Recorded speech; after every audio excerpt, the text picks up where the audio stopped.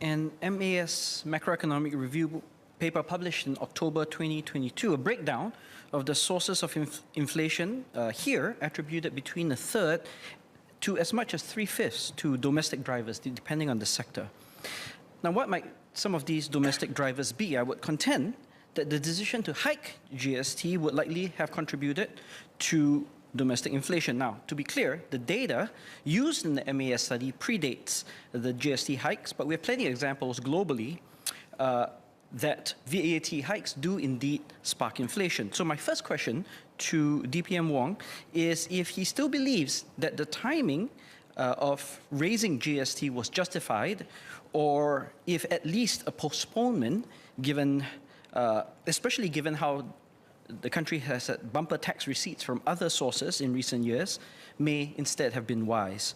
Now, as an aside, I would state that the WP categorically objects to the insinuation that we are less fiscally responsible, not least because, while it's true that DPM Wong it's his prerogative to think that the alternative levers of revenue that the Workers' Party has suggested are untenable, but it's not true that we do not think about fiscal balances.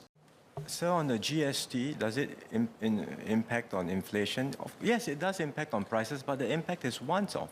It's not permanent. We've made that point clear. MAS has made that point clear. And if you look at the overall impact on inflation, actually, it has been less than what we had. I mean, it's not been, we have seen the impact on that monthly inflation when GST went up. But if you look at the subsequent trends down the rest of the month, inflation continues to moderate as it has in other advanced economies. You know, you can look at the situation last year and we are quite clear that it's very likely to continue this year as well. So the impact of GST is not the key driver behind our inflation spike. I've explained what the key drivers were, and neither will it cause us to have inflation remaining high, because that disinflation trend that's happening globally, we are seeing similar trends in Singapore, and our inflation rates are also coming down. So that's on the first point. And to be very clear, even with the GST in place, we have deferred the impact of GST on the lower income groups with the assurance package by more than 5 years for the vast majority of Singaporeans.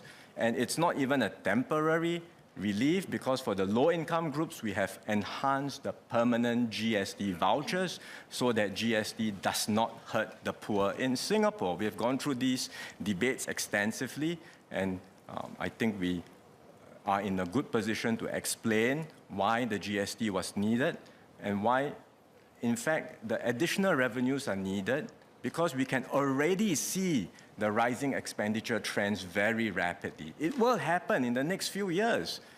If we had not done it at the time we did, when will be a good time to do it? And well, if we were to do it this year or next year, will the opposition therefore support it? I seriously doubt so. So I think our approach is, let's do it correctly, let's do it in good time, put in place, make sure that our fiscal system remains sound, and always ensure that we have sufficient revenues to cover our spending.